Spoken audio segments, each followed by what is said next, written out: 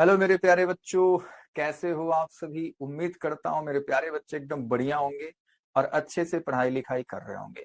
तो चलो बच्चों, जैसा कि आपको पता है हम पढ़ रहे हैं अपने क्लास 11th का पहला चैप्टर जिसका नाम है बच्चों क्या, यूनिट्स एंड मेजरमेंट। तो आज की क्लास इस वाले चैप्टर का बच्चों लेक्चर नंबर 3 होने वाला है, जिसमें हम लोग क्या क्या बातें करेंगे। तो आज की क्लास मेरे प्यारे बच्चों बातचीत होने वाली है डायमेंशन ऑफ फिजिकल क्वांटिटीज के बारे में। ठीक है, लास्ट क्लास में यानी कि लेक्चर नंबर 1 और लेक्चर नंबर 2 में अभी तक हमने सीख लिया है कि फिजिकल क्वांटिटीज क्या होती हैं। डिपेंडेंसी के आधार पर हमने बच्चों फिजिकल क्वांटिटीज को दो भागों में बांटा, fundamental quantities and derive quantities. ठीक है, तो फंडामेंटल में 7 क्वांटिटीज को रखा गया, mass, length, time, electric current, temperature, amount of substance and मेरे प्यारे बच्चों लुमिनस इंटेंसिटी। ठीक है, दो हमारे पास सप्लीमेंट्री क्वांटिटीज भी थी जिसमें हमने सीखा था एसआई यूनिट्स में। ठीक है, तो उनके यूनिट्स को भी हमने डिस्कस किया था। फिर लास्ट लेक्चर में बच्चों लेक्चर नंबर 2 में हमने बात किया था सिग्निफिकेंट फिगर्स और राउंडिंग ऑफ डिजिट्स के बारे में। ठीक है, तो मेरे प्यारे बच्चों ये सब चीजें हम लोग डिस्कस कर चुके हैं। तो आज की क्लास में इस चैप्टर में हम लोग सीखने वाले हैं डायमेंशन के बारे में। अब ये डायमेंशन क्या होता है मेरे प्यारे बच्चों, उसी के बारे में हमको सीखना है और ये इंपॉर्टेंट भी है आप लोगों के लिए। ठीक है, तो सबसे पहले डायमेंशन को समझ, जैसे मान लो कोई भी फिजिकल क्वांटिटीज होती है, ठीक है, तो उसमें जो फंडामेंटल क्वांटिटी है उन फंडामेंटल क्वांटिटी में हमने बताया था कि मोस्टली बच्चों हम लोग क्या लेते हैं, मास, लेंथ और टाइम को कंसीडर करते हैं। ठीक है, तो हम कहेंगे किसी भी डेराइव क्वांटिटी में या कोई भी क्वांटिटी हो, उस क्वांटिटी में बच्चे जो फंडामेंटल क्वांटिटी है वो कितनी बार है ना, कितनी बार है मेरे प्यारे बच्चों, किन मतलब किन किन फंडामेंटल क्वांटिटी से मिलके वो क्वांटिटी बनी हुई है, हम उसका क्या कह देंगे, डायमेंशन कह देंगे। उम्मीद करता हूं मेरे प्यारे बच्चों को इतनी बातें समझ में आई होंगी। जैसे मान लो एग्जाम्पल के तौर पे मैं आपको बताऊं, जैसे मान ले बच्चा, जैसे मान लो एरिया हमने ले लिया बच्चों क्या, एरिया। एरिया होता है मेरे प्यारे बच्चों साइड का स्क्वायर कह लो, है ना। तो आप लिखते हैं लेंथ इंटू ब्रेथ, जो भी आप कह लो। ठीक है, तो यानी कि आप कहोगे कि इसमें बच्चों जो फंडामेंटल क्वांटिटी लेंथ है, लेंथ, ठीक है, वो दो बार है। ब्रेथ भी एक प्रकार का लेंथ ही होता है। तो मेरे प्यारे बच्चों इसको भी हम क्या कहेंगे, लेंथ ही कहेंगे। ठीक है ना। तो अब इसके डायमेंशन को लिखने का एक तरीका बनाया गया, यानी कि हम लोग लेंथ के डायमेंशन को मेरे प्यारे बच्चों लिखेंगे ऐसे, कैपिटल एल लिखेंगे। क्या लिखेंगे, कैपिटल एल लिखेंगे। और जब उसको ऐसे डब्बे में बंद करोगे ना, बड़े वाले ब्रैकेट में, तो मेरे प्यारे बच्चों इसी का हम लोग बोलते हैं, ये डायमेंशन फॉर्मूला बन जाता है। क्या बन जाता है, डायमेंशन फॉर्मूला किसका, लेंथ का। ठीक है, तो जब हम एरिया की बात कर रहे हैं तो लेंथ को भी बच्चे हम लोग लिखेंगे कैपिटल एल और ब्रेथ को भी हम लोग लिखेंगे कैपिटल एल, यानी कि एरिया का जो डायमेंशनल फॉर्मूला हो जाएगा वो हो जाएगा एल स्क्वायर। बात समझ में आई। ठीक है, तीन लोगों को हम लोग को याद रखना है। मोस्टली जो क्वांटिटीज होती हैं उनको इन्हीं तीनों के फॉर्म में हम लिखते हैं। मास का हम कैपिटल एम लिखेंगे, लेंथ का मेरे प्यारे बच्चों हम लोग लिखते हैं क्या, हम लोग लिखते हैं बच्चों लेंथ का कैपिटल एल। और अगला है मेरे प्यारे बच्चों जिसका नाम है टाइम। तो टाइम का हम लोग क्या लिखते हैं, टाइम का हम लोग लिखते हैं बच्चों कैपिटल टी। ठीक है, इन्हीं तीन क्वांटिटी से हम लोग सारी बातें करते हैं। तो हमने एक पहला ले लिया एरिया। मान लो एक और क्वांटिटी आप ले लो बच्चे, मान लो आपने स्पीड लिख लिया। ठीक है, स्पीड, तो आपको पता है स्पीड होता है बच्चों distance by time, distance by time. Distance बच्चों क्या है, एक प्रकार की लेंथ ही तो है, लंबाई ही तो है। तो उसका भी डायमेंशनल फॉर्मूला एल और टाइम का मेरे प्यारे बच्चों टी हो जाएगा। तो जो स्पीड का डायमेंशनल फॉर्मूला होगा वो हो जाएगा एल टी माइनस वन। ठीक है, यानी इसमें एक बार लेंथ है, एक बार टाइम है। एरिया में दो बार लेंथ ही है। ठीक है बच्चे, उसी प्रकार से अगर मान लो हम वॉल्यूम की बात करते हैं किसकी बच्चों? वॉल्यूम की। तो आपको पता है मेरे प्यारे बच्चों L into B into H लिखा जाता है। तो आपको पता है बच्चे L को भी आप कैपिटल L लिखोगे, ब्रेथ भी एक प्रकार की लेंथ है, H भी एक प्रकार की लेंथ है। तो इस तरीके से सब कुछ मिलाएंगे तो इसमें बच्चे L क्यूब, यानी कि वॉल्यूम में जो फंडामेंटल क्वांटिटी लेंथ है वो कितनी बार है? 3 बार है, 3 टाइम्स है। बात समझ में आ रही है? चलो अगली क्वांटिटी मान ले, मैं ले लेता हूं मेरे प्यारे बच्चों, क्या आप मान लो डेंसिटी ले लो, ठीक है। डेंसिटी होता है मेरे प्यारे बच्चों mass by volume, mass by volume. तो मास को हम लोग लिखेंगे क्या? Capital M. वॉल्यूम को अभी हमने लिख दिया था L क्यूब। अब इसको मिलाएंगे, एक ब्रैकेट में बनाएंगे तो हो जाएगा एम, एम के पावर 1 ही है, मतलब एक ही बार है। ये नीचे से ऊपर लेके जाओगे कुदा करके तो मेरे प्यारे बच्चों ये हो जाएगा -3। नीचे वाला ऊपर गया तो बच्चे जो साइन है वो बदल गया, -3 हो जाएगा। तो ये डेंसिटी का क्या हो जाएगा मेरे प्यारे बच्चों? डायमेंशन फॉर्मूला हो जाता है, ठीक है। तो इस तरीके से हम लोग डायमेंशन को समझते हैं कि किसी भी क्वांटिटी में जो फंडामेंटल क्वांटिटी है वो कितनी बार है, ठीक है। जैसे एरिया में 2 बार लेंथ है, स्पीड में 1 बार लेंथ और 1 बार टाइम आता है, वॉल्यूम में 3 बार लेंथ आता है, डेंसिटी में मास और लेंथ 3 बार आते हैं, ठीक है बच्चों। तो चलो डिफिनीशन आप लोग पढ़ लो। The dimensions of a physical quantity are those powers, वही जो पावर्स लिख रहे हैं कि m एक बार है कि नहीं है, जो भी है, which have to be raised to the original quantities to express this quantity। ठीक है बच्चों, कि हम लोग उसके ओरिजिनल क्वांटिटी, यानी कि वही आप इसको बेस क्वांटिटी भी कह सकते हो। बात समझ में आई कि बेस क्वांटिटी पे कितना पावर लगा हुआ है, उसी को मेरे प्यारे बच्चों हम लोग कहते हैं, ठीक है। आप इसको फंडामेंटल भी कहते थे, फंडामेंटल, ठीक है। तो आप इसके जगह पे ये चीजें लिख सकते हैं। अब जैसे मान लो हमारे पास 7 फिजिकल क्वांटिटीज हैं, तो उनके सभी डायमेंशन आपको मैं लिख के बताता हूं, वो डायमेंशन आपको याद होना चाहिए। जैसे मान लो लेंथ का मेरे प्यारे बच्चों हम लोग लिखते हैं कैपिटल L, ठीक है। यहां मैं भर देता हूं, ठीक है। लेंथ का क्या लिखेंगे बच्चों? कैपिटल L लिखेंगे, है ना। मास का बच्चों लिखेंगे कैपिटल M, टाइम का बच्चों लिखेंगे कैपिटल T, ठीक है। इलेक्ट्रिक करंट का मेरे प्यारे बच्चों 2 होता है तो मैं दोनों लिखता हूं, लेकिन हम लोग यूज करेंगे कैपिटल A ही। लेकिन कई कई बुकें अब लोग इसको कैपिटल I भी लिखने लग जा रही हैं, ठीक है। तो मेरे प्यारे बच्चों इन चीजों को आपको याद रखना है। बात समझ में आ रही कि नहीं आ रही है?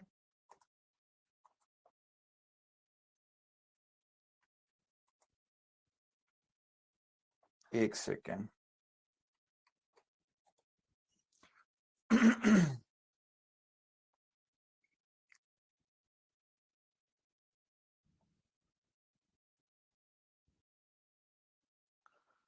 चलिए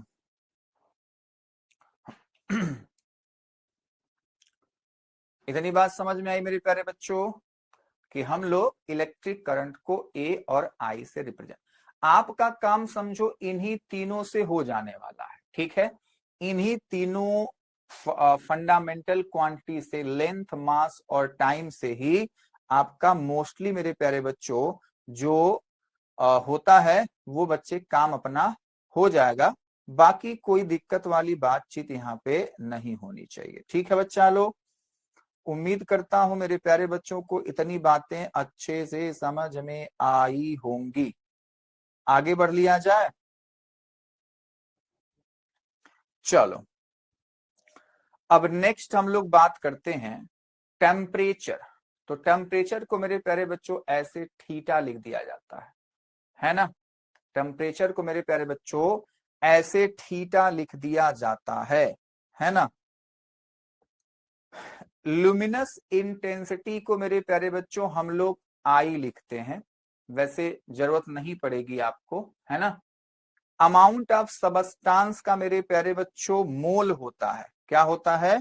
मोल। ठीक है, तो उसको कभी कभी मेरे प्यारे बच्चों कैपिटल एन, मैं लिख देता हूं कैपिटल एन, या बच्चे ऐसे ही मोल ही लिख दिया जाता है। बात समझ में आ रही है?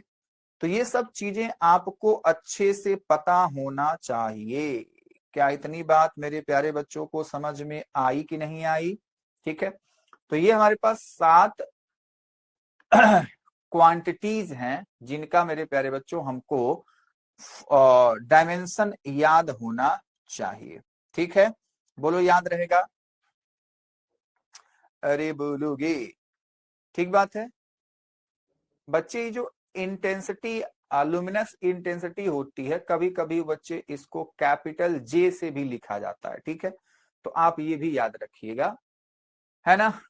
तो बाकी इनका हमने डायमेंशन फॉर्मूला लिख दिया है, आप इसको ऐसे ही याद रख लेंगे। हम इसको ज्यादा भाव देंगे।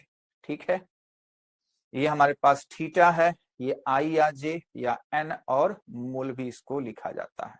ठीक है, चलिए बाकी मैंने बता दिया कि आपको 3 अगर याद रहेंगे तो आपका काम हो जाएगा। ठीक है, कि अगर हमको पता रहे कि मास का हम लोग कैपिटल एम लिखते हैं, लेंथ का हम लोग कैपिटल एल लिखते हैं, टाइम का हम लोग कैपिटल टी लिखते हैं, तो अगर आपको इतना पता है तो मेरे प्यारे बच्चों हमारा काम हो जाना है। ठीक है, ढेर सारी क्वांटिटी इन्हीं बेसिक क्वांटिटी से मिलके बनी है, तो सबके ऑलमोस्ट ऑलमोस्ट सभी के डायमेंशन में ये लोग आएंगे। ठीक है, अभी देखना आप लोग। अब लोग बच्चे हम लोग इसके डायमेंशन फॉर्मूले को लिखते हैं। ठीक है, तो डायमेंशन फॉर्मूला मेरे प्यारे बच्चों क्या होगा, जो कि हमको बताएगा कि मेरे प्यारे बच्चों कितनी बार कौन कौन सी अलग अलग क्वांटिटियां हैं, उनको हम लोग वही डब्बे में जो लिखते थे उन्हीं को हम लोग डायमेंशन फॉर्मूला कहते हैं। ठीक है, तो dimensional formula of a given physical quantities is an expression which shows how many dimension of which fundamental quantities are there in a physical quantity। ठीक है, कि कौन सी फिजिकल क्वांटिटी कितनी बार है। एग्जाम्पल के तौर पे समझेंगे तो जैसे मान लो हमने लिखा वॉल्यूम। ठीक है बच्चे, तो वॉल्यूम में हमने जाना length into breadth into height होता है, तो लंबाई सब कुछ है, सब लोग लेंथ ही है। ठीक है, हमने लिखा था थोड़ी देर पहले, तो बच्चे उसको हम एल क्यू लिखते हैं, लेकिन हम लोग शुद्ध रूप से समझिएगा बात को, एकदम अच्छे से जो डायमेंशन फॉर्मूला लिखने का जो तरीका है, जैसे मान ले मैं लिख दूं वॉल्यूम होता है length into breadth into height. ठीक है, तो हम लिखना चाहते हैं लेंथ का भी एल, ब्रेथ का भी एल, और हाइट का भी एल। तो एल एल कितना हो गया? 3 बार। ऐसे आपने लिख दिया, सही है, कोई दिक्कत वाली बात। लेकिन मेरे प्यारे बच्चों इसी को और अच्छे से ऐसे लिखा जाता है कि हम लोग एम एल टी के फॉर्म में हर एक क्वांटिटीज का हम लोग जो डायमेंशन फॉर्मूला है हम लोग चाहते हैं एम एल टी के फॉर्म में लिखा जाए। तो एम नहीं है तो एम के पावर 0 लिख देंगे, एल हमारे पास 3 बार है, टी नहीं है तो टी के पावर 0। तो ये मेरे प्यारे बच्चों आप ऐसे ही फॉलो करेंगे। ठीक है, ये थोड़ा सा अच्छा तरीका होता है, वही यहाँ पे लिख के दिखाया गया है कि dimension formula of velocity. Velocity क्या होता है? Displacement by time. तो डिस्प्लेसमेंट भी एक टाइप का लेंथ ही है, तो एल टी पे -1। डायमेंशन फॉर्मूला ऑफ एक्सेलरेशन, तो मेरे प्यारे बच्चों क्या होता है? Delta we by delta T, है ना, change in velocity by change in time. तो मेरे प्यारे बच्चों हमारे पास हो जाएगा एल पे 1 टी पे -2। समझ में आई बात? निकाल के दिखा दूं? आ जाओ, चलो मान लो एक्सेलरेशन का आप निकाल रहे हैं, ए मैंने कहा delta we by delta T, the rate of change in velocity. ठीक है, तो बता वेलोसिटी मेरे प्यारे बच्चों क्या होगी? स्पीड के जैसी तो होती है, बस वो वेक्टर क्वांटिटी होती है ना। तो मेरे प्यारे बच्चों वो भी क्या हो जाएगा? डिस्प्लेसमेंट बाई टाइम है। ठीक है, तो इसका तो हमने अभी लिख दिया था कि एल और बाई टी हो जाएगा। ठीक है, डेल्टा वी का है ये। अब बच्चा डेल्टा टी, तो डेल्टा टी भी तो बच्चे टी ही होगा। बात समझ में आई? तो ये क्या हो जाएगा? ऊपर एल, 2 टी नीचे है, टी को ऊपर ले जाऊं तो एल पे -2 हो जाएगा, तो ए का अच्छे से अगर डायमेंशन आप लिखना चाहते हैं तो m नहीं है, m के पावर 0, l एक बार है तो इसके पावर 1 लिख दो, t माइनस 2 तो हमने लिख दिया। ये मेरे प्यारे बच्चों क्या हो गया, एक्सेलरेशन का डायमेंशन। ठीक बात है, कोई दिक्कत, कोई समस्या, कोई परेशानी नहीं होनी चाहिए। चलो तो वही बातें मेरे प्यारे बच्चों लिखी गई हैं, है ना, कि अब मान लो अगर हम लोग लिखना चाहे मेरे प्यारे बच्चों डायमेंशन इक्वेशन के बारे में, तो इक्वेशन ऐसे होता है कि जिस क्वांटिटी का आपको लिखना है उसको भी हम बड़े ब्रैकेट में ऐसे बनाते हैं और उसका डायमेंशन उसके सामने लिख देते हैं, तो ये इक्वेशन कहलाता है। सिंपल सी बात है, ठीक है। तो आपको मेरे प्यारे बच्चों हर एक डायमेंशन फॉर्मूला, हर एक क्वांटिटी का पता होना चाहिए, अभी हम लोग लिखना सीखेंगे। तो अब हम लोग डायमेंशन इक्वेशन को बच्चे डिफाइन कर रहे हैं, ठीक है। सेम चीज है, बस ये लिखने का तरीका है ऐसे। हम लोग वैसे एक्सेलेशन लिखते थे, उसको भी अगर बड़े ब्रैकेट में लिख देंगे तो वो क्या हो जाएगा, उसका इक्वेशन हो जाएगा। तो the definition obtained by writing any physical quantities equals to its dimension formula is called dimensional equation of that quantity, जैसे हमने यहाँ नीचे लिखा हुआ है, ठीक है। अब मेरे प्यारे बच्चों सबसे इंपॉर्टेंट बात यही है कि इस हमको टेबल को फिल करना है, ठीक है। तो किसी भी क्वांटिटी का डायमेंशन फॉर्मूला और मेरे प्यारे बच्चों उसका यूनिट लिखने आपको आना चाहिए। जब ये आपको आ जाएगा तो मैं आपको बताऊंगा कि आप डायमेंशन से उसके यूनिट कैसे पहुंच जाते हैं आप, या आपको अगर यूनिट पता है तो आप उसके डायमेंशन को कैसे लिख सकते हो, ठीक है। पहले आप समझो, मान लो एरिया है, एरिया क्या होता है, लेंथ इंटू ब्रेथ, तो यूनिट क्या हो जाएगा, लेंथ का भी यूनिट मीटर और इसका भी यूनिट मीटर। तो मेरे प्यारे बच्चों क्यों ना मैं मीटर का स्क्वायर लिख दूं, आप कहेंगे हाँ सर लिख दीजिए ना, किसने मना किया है।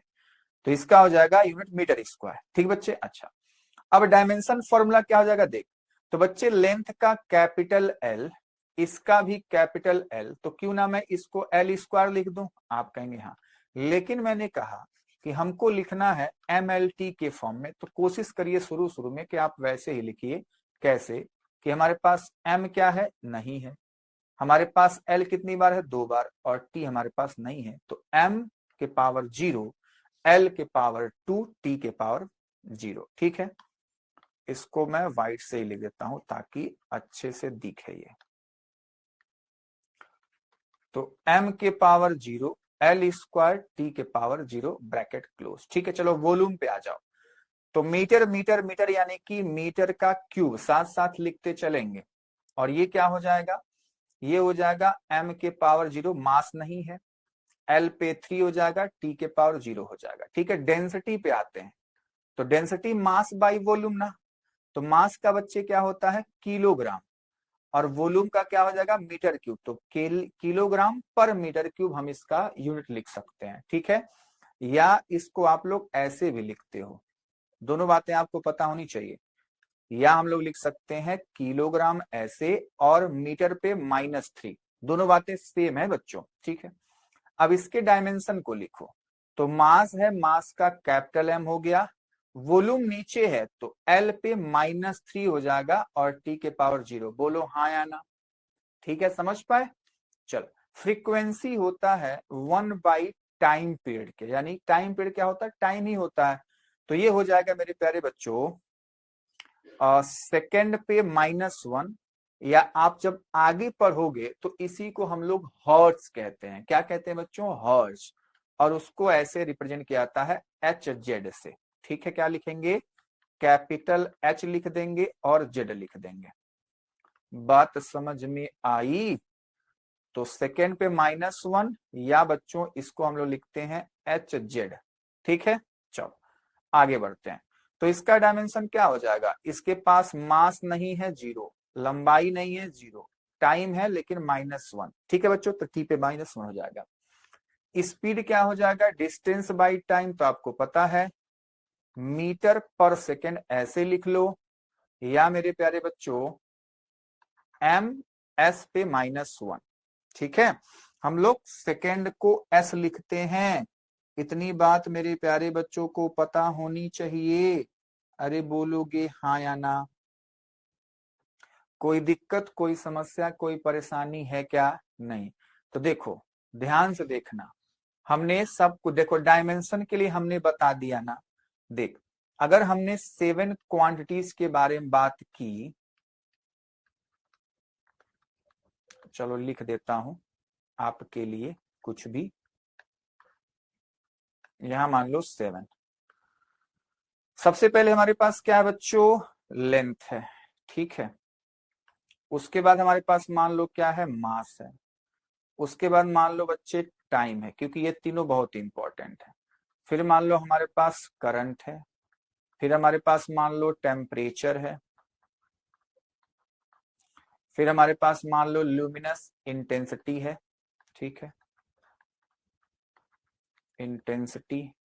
फिर हमारे पास मान लो अमाउंट ऑफ सबस्टांस है, amount of substance.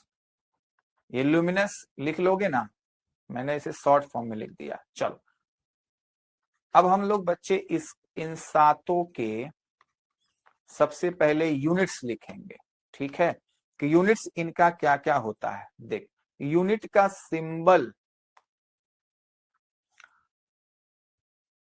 Symbol of unit, ये याद होना चाहिए आपको। अरे रे रे रे रे रे रे रे रे रे, सिंबल ऑफ यूनिट्स, ठीक है। हमने डायमेंशन तो बता दिया लेकिन सिंबल नहीं बताया। तो बच्चे देखो, इसका होता है मीटर, ठीक है। अब इसका सिंबल स्मॉल एम है। मास का होता है बच्चों किलोग्राम, ठीक है।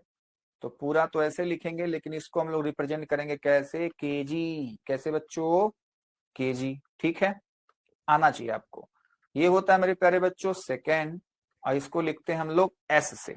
किससे लिखते हैं, एस से। करंट का होता है मेरे प्यारे बच्चों एम्पियर, इसको लिखते हैं कैपिटल ए से, ठीक है। टेम्परेचर का मेरे प्यारे बच्चों होता है केल्विन, क्या होता है, केल्विन, और इसको लिखते हैं कैपिटल के से, ठीक है। ल्यूमिनस इंटेंसिटी का मेरे प्यारे बच्चों होता है कैंडेला, कैंडेला, और इसको हम लोग बच्चे लिखते हैं सीडी से, ठीक है।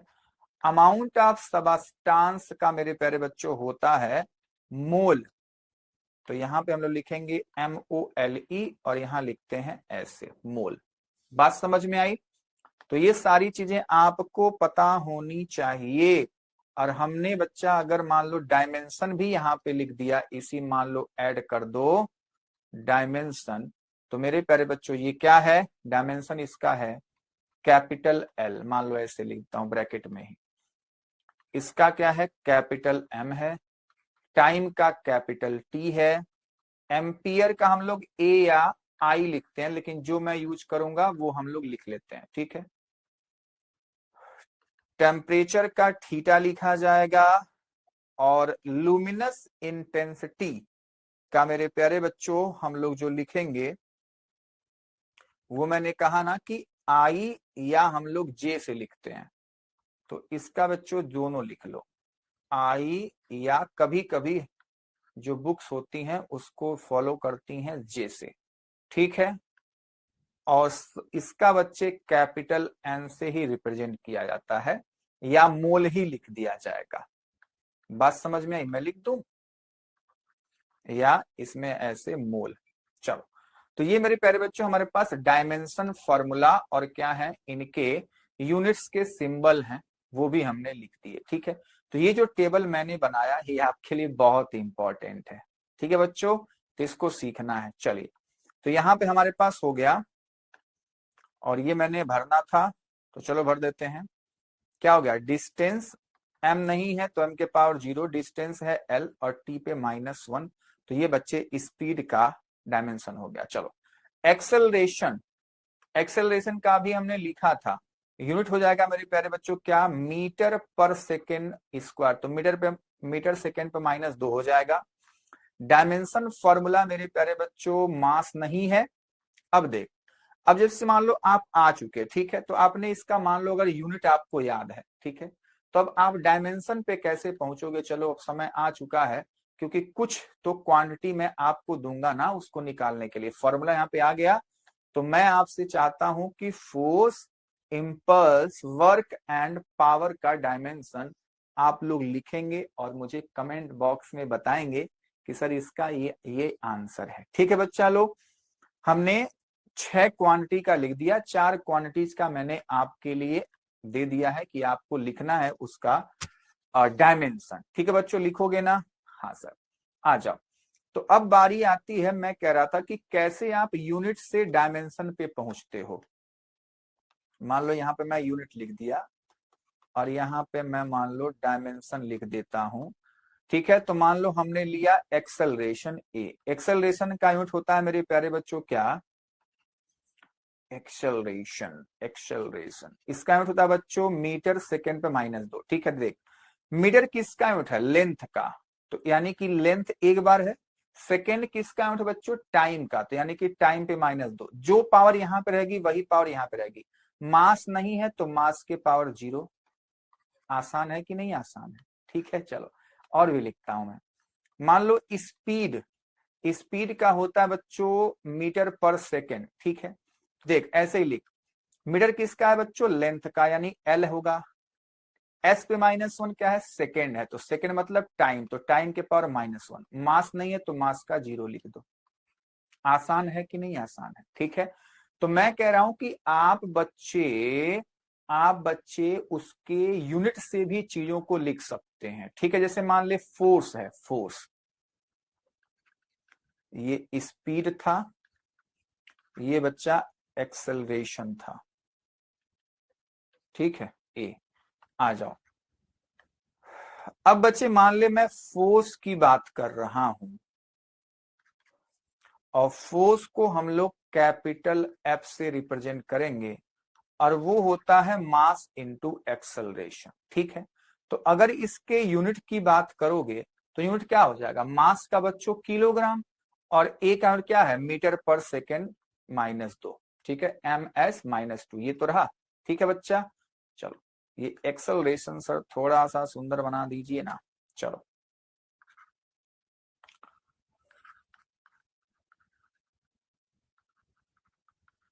ठीक है, चलो अब मेरे प्यारे बच्चे देख, इसका अगर हमको डायमेंशन लिखना है ना तो कैसे लिखेंगे? देख किलोग्राम, किलोग्राम क्या होता है बच्चे? मास का, तो मास को क्या लिखते हैं? Capital M. एम क्या है? लेंथ का, इसको लिखते हैं एल। टी क्या है बच्चों?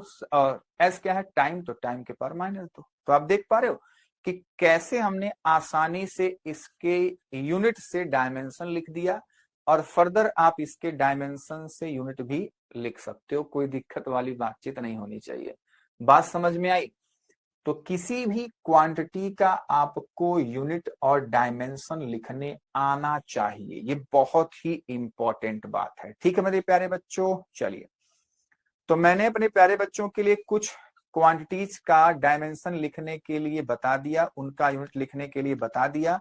अब कुछ का मैंने आप पे छोड़ दिया। 7, 8, 9 और 10 ये कुछ क्वांटिटीज हैं जो आसान है, जिनके फॉर्मूले मैंने लिखे हैं इसीलिए ताकि आपको आसानी से मिल जाए कि क्या होता है। ठीक है, जैसे इम्पल्स क्या है? Force into time. ठीक है बच्चों, अच्छा वर्क क्या होता है? Force into displacement. पावर क्या होता है बच्चों? Work by time. ठीक है, तो इनके बच्चों मैं चाहूंगा आप लोग लिख लीजिएगा। कुछ और दे दूं क्वेश्चन? चलो मान लो 11th नंबर को, मतलब उसी का 11th नंबर मैं आगे बढ़ा देता हूं। ठीक है, मान ली काइनेटिक एनर्जी का फॉर्मूला आपको पता है, 12mv²। तो इसका भी डायमेंशन क्या होगा आपको बताना है। ठीक है, 12th नंबर मान ले, और को क्या क्या दे दूं? और कुछ जैसे मान लो ग्रेविटेशनल फोर्स है ना, ग्रेविटेशनल फोर्स का कैपिटल जी का बच्चों आपको डायमेंशन निकालना है। कैसे निकालेंगे? चलो मैं फॉर्मूला बता देता हूं। देखो हमारे पास पता है F is equal to, class 9th में सीखे थे ना, बहुत पीटूंगा, आप कहेंगे सर ग्रेविटेशनल फोर्स कहां से आ गया? फॉर्मूला पता होना चाहिए, बहुत पीटूंगा। कैपिटल जी m1m2/r², यही तो होता है। यहां से कैपिटल जी का फॉर्मूला लिख ले। कैपिटल जी क्या हो जाएगा? F_r² डिवाइड बाई m1m2, और यही तो है। तो बस इसका फॉर्मूला यहां से लिख लो कि जी की वैल्यू हो गई F_r² divide by m1 into m2। अब इसका डायमेंशन आप लिख सकते हो। बात समझ में आई? तो ये 2 क्वेश्चन मेरे प्यारे बच्चों आपको लगा के आना है, और यहां से भी 4 क्वेश्चन मैंने आपको दे दिया। ठीक है बच्चा लोग, करके मुझे कमेंट बॉक्स में आप लोग आंसर देंगे।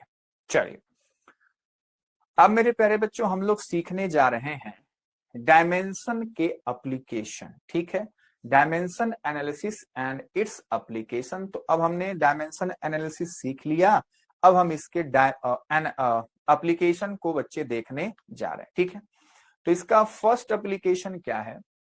Check the dimension consistency of equation. ठीक है मेरे प्यारे बच्चों, डायमेंशन कंसिस्टेंसी यानी कि मेरे प्यारे बच्चों, जो हमारे पास कोई फॉर्मूला है, वो बच्चे फॉर्मूला डायमेंशन के हिसाब से सही है कि गलत है, उसको हम लोग चेक करते हैं। जैसे मान ले एग्जाम्पल के तौर पे, ये हमारे पास इसका एप्लीकेशन था, उसी पर बेस्ड ये क्वेश्चन है, क्वेश्चन करेंगे तब आपको समझ में आएगा। जैसे मान लो ये रिलेशन दे रखा है, एक half mv² is equals to mgh के।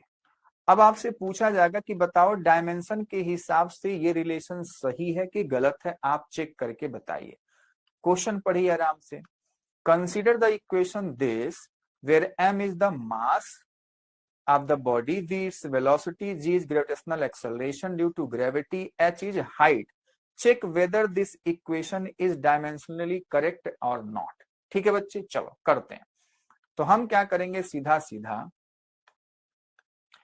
यहां लिखेंगे सर सॉल्यूशन। ठीक है, क्या लिखेंगे बच्चों? सॉल्यूशन। अब सॉल्यूशन में हमारे पास फॉर्मूला है mv² is equals to mgh का। ठीक है, ये मेरे प्यारे बच्चों लेफ्ट हैंड साइड है LHS, और ये मेरे प्यारे बच्चों राइट हैंड साइड यानी कि RHS है। ठीक है, ये LHS और ये RHS। तो मेरे प्यारे बच्चों देखो, सबसे पहले हम लोग LHS से बात करेंगे, है ना। LHS क्या है? LHS है हमारे पास हाफ mv²। ठीक है, इसका मेरे प्यारे बच्चों डायमेंशन लिखो। डायमेंशन तो देखो, डायमेंशन के तरीके में अब इंपॉर्टेंट, जब देखो जब एप्लीकेशन आता है तभी आपको और अच्छी चीजें समझ में आती हैं। तो डायमेंशन में मेरे प्यारे बच्चों कोई नंबर है, उस नंबर का डायमेंशन नहीं होता है, कोई एंगल है, एंगल का डायमेंशन नहीं होता है। बात समझ में आई कि नहीं आई? ठीक है, तो मेरे प्यारे बच्चों एंगल मतलब मान लो 90 डिग्री है, ये सब चीजें हैं, तो उसका डायमेंशन नहीं होगा। पाई वगैरह है तो उसका डायमेंशन नहीं होगा, हाफ है तो उसका डायमेंशन नहीं होगा। क्या इतनी बात मेरे प्यारे बच्चों को समझ में आई कि नहीं आई? ठीक है, चलो। तो हाफ का डायमेंशन नहीं होगा, बचा कौन बच्चे? m। m का डायमेंशन क्या होता है? Capital M। v क्या है बच्चों? वेलोसिटी, साफ साफ लिखा गया है। तो वेलोसिटी का डायमेंशन LT-1 अभी मैं सिखा के आ रहा हूं। ठीक है, अब इन दोनों को मिला दोगे तो मेरे प्यारे बच्चों क्या बनेगा? MLT-1। क्या इतनी बात मेरे प्यारे बच्चों को समझ में आई? अच्छा, अब आप कहेंगे सर इसका स्क्वायर था, तो सर थोड़ा सा गड़बड़ हो गया, चलो करते हैं नीचे इसके, है ना। तो मेरे प्यारे बच्चों यानी कि हाफ mv² का जो डायमेंशन हमारे सामने निकल के आ रहा है वो आ रहा है m, इसका स्क्वायर कर दो तो l का स्क्वायर t पे -2 हो जाएगा। अरे बोलोगे? आप कहेंगे हाँ सर। तो अब इसको एक ही डब्बे में बंद करो तो ml² t-2 हो जाएगा, और ये हो गया हाफ mv² का डायमेंशन। ठीक है बच्चे, ये LHS था। अब हम बात करेंगे RHS की। ठीक है, RHS क्या है बच्चे? RHS हमारे पास है mgh। ठीक है, तो बच्चे m का डायमेंशन क्या है? Capital M। g क्या है? एक्सेलरेशन। तो मेरे प्यारे बच्चों देखो, कोई भी एक्सेलरेशन हो, चाहे ग्रेविटेशनल एक्सेलरेशन हो, चाहे हमारे पास नॉर्मल एक्सेलरेशन कोई भी हो, उसका बच्चे जो डायमेंशन होता है वो सेम। इसी तरह से कोई भी फोर्स हो, कोई भी फोर्स हो, कोई भी लेंथ हो, उसका डायमेंशन मेरे प्यारे बच्चों सेम होगा, जैसा कि हमने निकाला। ठीक है, तो इसका डायमेंशन होता है LT-2। H का डायमेंशन तो L ही होगा क्योंकि वो भी एक प्रकार का लेंथ ही है। तो इस तरीके से अगर हम सबको मैच मतलब मिक्स कर दें तो ये m, ये हमारे पास LT-2 और ये हमारे पास L हो गया। सबको एक ब्रैकेट में बंद करेंगे मेरे प्यारे बच्चों तो क्या हो जाएगा, डायमेंशन। डायमेंशन हो गया सर m, L कितनी बार, एक L यहाँ पे एक L यहाँ पे, दोनों जुड़ जाएंगे तो 2 बार, और T पे -2। ठीक है, तो ये हमारे पास RHS आ गया। अब देखो जो LHS है उसका भी डायमेंशन वही है, RHS है उसका भी डायमेंशन वही है, देखो है कि नहीं है। ml² T-2 ये भी है ml² T-2।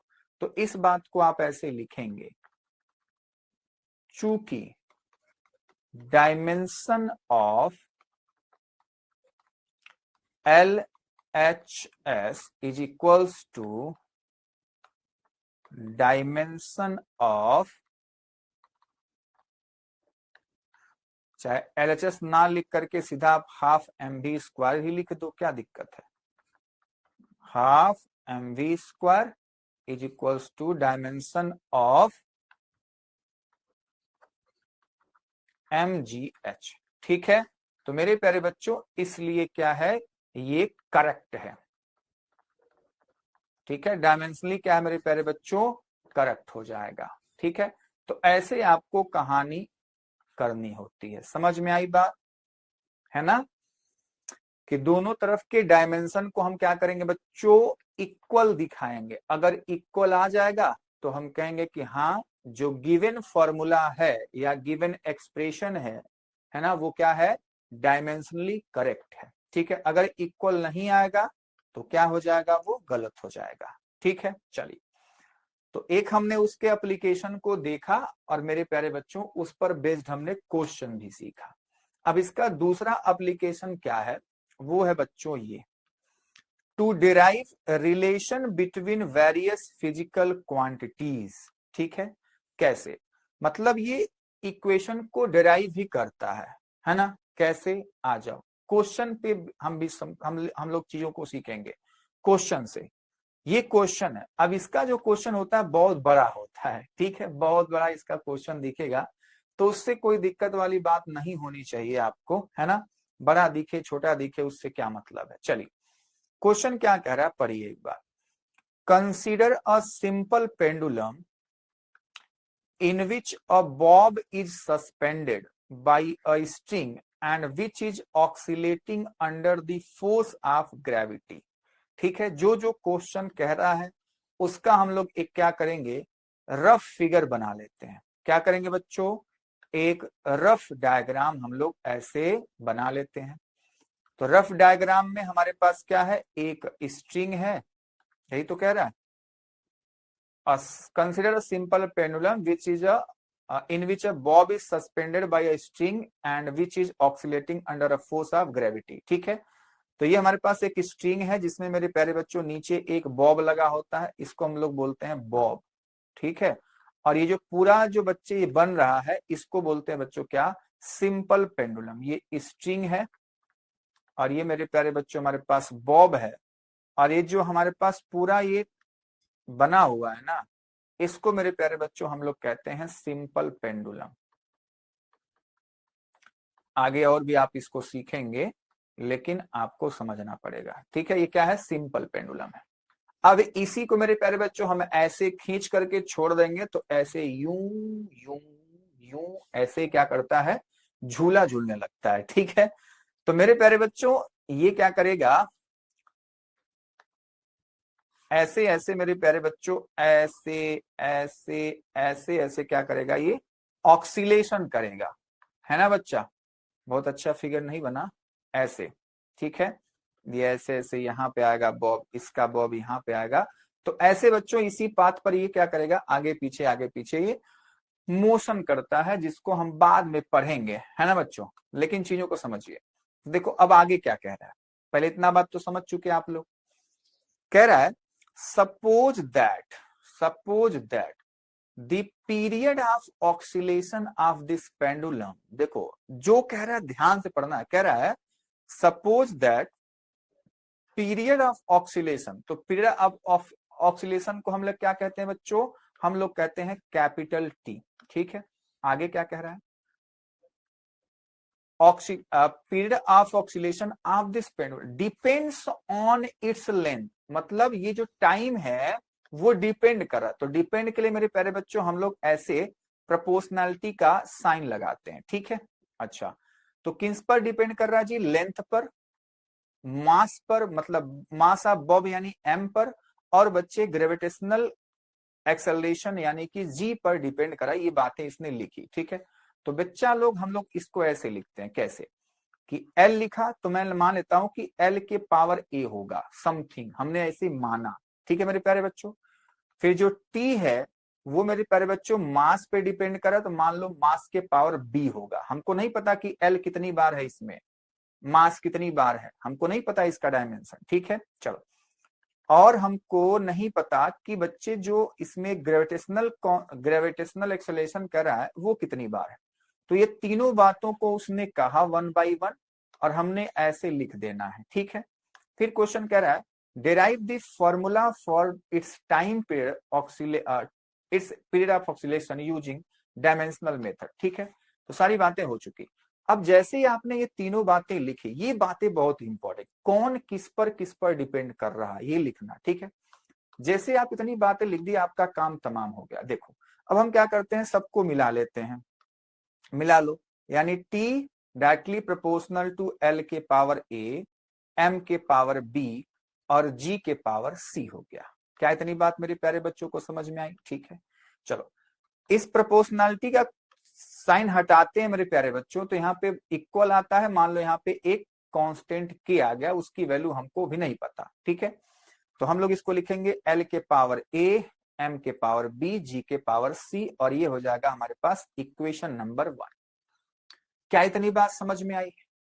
अब बच्चे हमको क्या करना है, दोनों साइड का साथ साथ हमको डायमेंशन लिखना है। ठीक है, और डायमेंशन कैसे लिखना है, MLT के फॉर्म में। चलो तो मेरे प्यारे बच्चों ध्यान से देखो, ध्यान से देखना, टाइम पीरियड है यानी इसका तो जो डायमेंशन होता है T होता है। ठीक है, क्योंकि टाइम ही है, तो M नहीं है, M के पावर 0, L नहीं है, L के पावर 0, टाइम एक बार है, ऐसे लिख दिया। ये हमारे पास टाइम का डायमेंशन हो चुका है। ठीक है, K वैसे ही होगा, लेकिन कांस्टेंट है तो इसको भूल जाते हैं। ठीक है, कांस्टेंट का डायमेंशन हम लोग नहीं लिखते हैं। अब कौन बचा बच्चे, L बचा। ठीक है, तो L मेरे प्यारे बच्चों क्या है, लेंथ है, तो लेंथ के पावर में A, सिंपल सी बात है। M क्या है, मास है, तो मास के पावर B। G क्या है, एक्सेलरेशन, तो बच्चे LT-2 होता है इसके पावर C। लेकिन मेरे प्यारे बच्चों ये जो भी चीजें हमने लिखी हैं इसको हमको ऐसे थोड़ी लिखना था, हमको तो सबको लिखना था MLT के पावर में। ठीक है, तो चलो हम लोग वैसे ही लिखते हैं एकदम, आप ऐसे ही लिखते हैं तो हो जाएगा, कोई दिक्कत वाली, लेकिन आप आदत डालिए कि उसको ऐसे ही लिखो। मान लो लेंथ का M के पावर 0, L के पावर 1, T के पावर 0 और इसके पावर A हो गया। मास का आप लिखोगे मास के पावर 1, L नहीं है, T नहीं है, उसके पावर B हो गया। ठीक है बच्चे, चलो G का आप लिखोगे मास नहीं है, LT-2 होता है, तो L के पावर 1, T पे -2 और इसके पावर क्या हो गया, C हो गया। ठीक है बच्चे, हमने क्या कर दिया, सब कुछ साफ साफ सुथरा सुथरा मेरे प्यारे बच्चों यहाँ पे हमने दिखा दिया। ये L के पावर 1, M के पावर 1 है। ठीक है बच्चों, चलो अब बस ऐसे ही आराम आराम से हम लोग कैलकुलेशन करेंगे। देख इक्वल लिखेंगे यहाँ पे M के पावर 0, L के पावर 0, T के पावर 1 इक्वल्स। ठीक है, अब देखो क्या करो, सबको ब्रैकेट एक बनाओ, अच्छा अभी रहने दो। अब क्या करना है, ए का पावर का मल्टीप्लाई करोगे ना तो ये तो 0 ही रहेगा, ये हो जाएगा L के पावर A, ये हो जाएगा T के पावर 0। ठीक है, इसका भी मल्टीप्लाई करोगे तो M के पावर B, ये हो जाएगा 0 और ये हो जाएगा 0। ठीक है, ये हो जाएगा M के पावर यहाँ पे 0 था ना बच्चों, ये तो एक्सेलरेशन है तो यहाँ पे तो M के पावर 0 होगा ना बच्चों। चलो तो M के पावर 0, L C है, और T पे क्या हो जाएगा, माइनस का 2C हो जाएगा। समझ पाए, -1 का मल्टीप्लाई करोगे तो -2C हो जाएगा ना बच्चों, सॉरी -2 का C में मल्टीप्लाई करेंगे तो क्या हो जाएगा, माइनस का 2C, माइनस का 2C। ठीक है, चलो बहुत सही। अब बच्चों हम क्या करेंगे, जो राइट साइड है ना उसको बच्चे एक ब्रैकेट बनाना चाहते हैं, m के पावर 0, l के पावर 0, t के पावर 1 इक्वल्स। अब आपको देखो ढूंढना है कि m कितनी बार है। तो देखो यहाँ पे m के पावर क्या है, 0 है, इसमें क्या है m के पावर b है, यहाँ पे m के पावर 0 ऐसे लिख दो, क्योंकि बेस सेम होता है तो पावर क्या होती है बच्चों, सम हो जाता है। ठीक है, पावर जुड़ जाती है। l के पावर लिखो, यहाँ पे a है, यहाँ पे +0 है, यहाँ पे +c है। ठीक है बच्चों, चलो अब t के पावर लिखो, यहाँ पे t के पावर 0 है, यहाँ पे बच्चों 0 है, यहाँ पे -2c है। ठीक है, कहानी खत्म होने वाली है। अब मेरे प्यारे बच्चों नेक्स्ट लाइन और अच्छे से हमको लिखना है, m के पावर 0, l के पावर 0, t के पावर 0, देख t के पावर 1 सॉरी, ये क्या हो गया, m के पावर b हो गया, 0 + b + 0 मतलब b, l के पावर क्या हो जाएगा a + c, और t के पावर क्या हो जाएगा -2c। ठीक है, अब देखो मेरे प्यारे बच्चों क्या करेंगे, पावर्स का हम लोग कंपेरिजन करेंगे दोनों साइड। जैसे b का कंपेरिजन करोगे मेरे प्यारे बच्चों इसके 0 से, ठीक है, a + c का कंपेरिजन करोगे l के 0 से, ठीक है, और मेरे प्यारे बच्चों 2c का कंपेरिजन आप करोगे t के पावर 1 से। कर लिया जाए, चलो।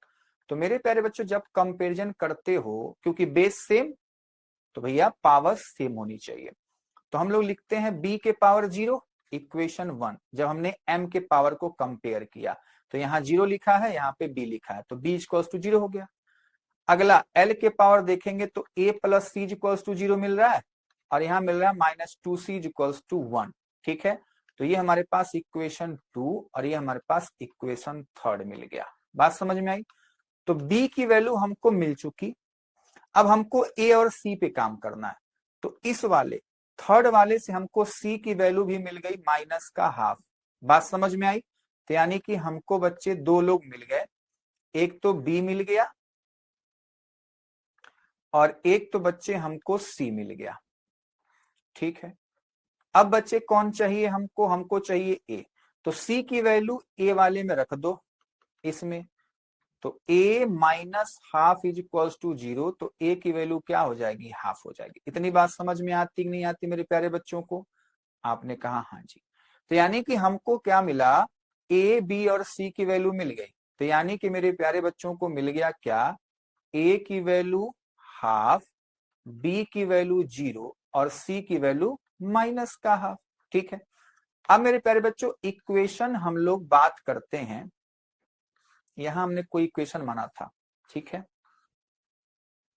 चलो इसको मैं 2 3 4 कर देता हूं। ठीक है, क्योंकि इक्वेशन हम लोग पहले ही मान चुके। चलो अब बच्चे हम लोग क्या करते हैं, इक्वेशन 1 से बात करते हैं। ये जो इक्वेशन 1 है, तो इक्वेशन 1 से by from equation 1, from equation 1 क्या लिखा है, t = m क्या था, LMG, LMG यहां पे मान लो k है, अब पहले m था, सॉरी l था, LMG, इसके पावर a, इसका पावर b, इसके पावर c। अब बच्चे सबका पावर के ऊपर रख दो। ठीक है, तो t = मान लो ये k है, l के पावर a का मान कितना बच्चों, a का मान है हाफ, m के पावर b की वैल्यू है 0, g के पावर c यानी कि पावर है हाफ। ठीक है, तो अब अगली लाइन समझ पाए सब लोग? हाँ सर, तो ये हो जाएगा k, l के पावर हाफ को ऐसे रहने दो, m के पावर 0 मतलब 1, और ये g के पावर -1 है, इसका मतलब इसको नीचे लाओगे तो ये पावर का हाफ हो जाएगा। बात समझ में आई? इसको और अच्छे से मेरे प्यारे बच्चों अगर आप लिखते हो तो ये पावर हाफ का मतलब क्या होता है, चल एक लाइन और लिख दूं, इसको मैं l/g के पावर हाफ लिख सकता हूं, क्योंकि दोनों के पावर हाफ है। नेक्स्ट लाइन में मैं इसको ऐसे लिख सकता हूं, √l/g, और यही मेरे प्यारे बच्चों आपके लिए मेन इंपॉर्टेंट फॉर्मूला बन जाता है टाइम पीरियड का। ठीक है, और ये फॉर्मूला लास्ट में चल के आप लोग पढ़ोगे, ठीक है। Time period of simple pendulum. बच्चे एक्सपेरिमेंटली हमको पता चला कि जो के की वैल्यू होती है वो 2 पाई होती है, ठीक है। तो इसलिए मेरे प्यारे बच्चों जो टी की वैल्यू हो जाएगी वो हो जाएगी 2 pi under root L by G, है ना। Time period equals to 2 pi under root L by G. हम लोग जब पढ़ते थे तो इसको, इस फॉर्मूले को ऐसे याद करते थे, T equals to 2 pi under root लोटा बटे गिलास ठीक है, लोटा बटे ग्लास हम लोग पढ़ते थे अपने जमाने में आप कोई सर अपने जमाने में, किस जमाने में आप पढ़े? जब हम लोग के टीचर पढ़ाते थे तो इस फॉर्मूले को ऐसे हमको याद करवाए थे, ठीक है, कि T equals to 2 pi under root लोटा बटे ग्लास, ठीक है। लोटा मतलब होता है जिसमें पानी वगैरह नहीं पीते हम लोग, तो हम लोग उसको लोटा बोलते थे, ठीक है बच्चों। तो आप इसको कैसे भी याद कर सकते हैं, कोई दिक्कत वाली बातचीत नहीं है, एल बाई जी, ठीक है। अरे बोलोगे, चलो बच्चा। तो ये हमारे पास इस क्वेश्चन का ऐसे आंसर। आपको क्या लगेगा कि सर बहुत बड़ा है तो हाँ, ये थोड़ा सा बच्चे बड़ा होता है, लेकिन आसान भी है। बस आपको जानना कि कौन सी क्वांटिटी किस किस क्वांटिटी पर डिपेंड करती है। तो मैं अपने प्यारे बच्चों के लिए एक क्वेश्चन लेके आया हूं। इस क्वेश्चन का आंसर आप लोग बच्चे कमेंट बॉक्स में देंगे कि हाँ सर हमने इस क्वेश्चन को अच्छे से कर लिया। मैं इसका पहला इक्वेशन आपको बता देता हूं कैसे करना। देखो, पढ़ो पहले क्वेश्चन को। कह रहा the centripetal force capital F acting on a particle in circular motion depends on the mass. देख, जहां डिपेंड्स रहेगा ना उसको आप पकड़ लीजिए। कौन डिपेंड कर रहा है? कह रहा है कि centripetal force F acting on a particle in circular motion depends on, यानी एफ डिपेंड कर रहा है। तो बस यही बात आपको पकड़नी थी कि एफ कौन डिपेंड कर रहा है और किस किस पर। तो कह रहा है मास पर, ऑन द मास एम, तो यानी कि मास पर डिपेंड किया। और एफ किस पे डिपेंड करेगा? वेलोसिटी वी, यानी कि वी पर डिपेंड किया। और किस पर डिपेंड किया जी? And the radius of circular path, यानी कि रेडियस आर पर हमने कहा कि डिपेंड कर रहा है। बात समझ में आई? और कुछ कहा? नहीं कहा। Derive the formula for centripetal force using dimensional formula. ठीक है, आपने क्लास 9 सीखा होगा। तो आपको बच्चे ये फॉर्मूला ऐसे मिलता है, F is equals to m v square by r. तो यही फॉर्मूला आपको यहाँ पे डिराइव करना। मैंने आंसर बता दिया कि आपका आंसर इतना आएगा, ठीक है, F is equals to m v square by r. अब आपको क्या करना है, इन तीनों को मेरे प्यारे बच्चों मिला देना है। तो F directly proportional to m v r. Again मैं लिख देता हूं, उसके बाद का काम आप करेंगे। के मान लो m के पावर a, v के पावर b और r के पावर c। इसको इक्वेशन नंबर 1 लिखेंगे। उसके बाद क्या करोगे, दोनों साइड का हम लोग डायमेंशन लिखेंगे। उसके बाद उनका ए बी सी की वैल्यू लाने के लिए कंपेयर कर दोगे दोनों साइड का। फिर हम लोग लास्ट में इसी फॉर्मूले में पुट कर देते हैं। और यहाँ पे हमारे पास जो k की वैल्यू होती है हम उसको a मानते हैं। तो हमारे पास ये सब फॉर्मूला आ जाएगा, m b square by r. ठीक है बच्चा लोग, तो इस तरीके से मेरे प्यारे बच्चों के सामने हमने ये क्वेश्चन भी बता दिया। अब बस आपको करना है और इसका आंसर लाना है, मुझे बताना है कि हाँ सर हमने कर लिया।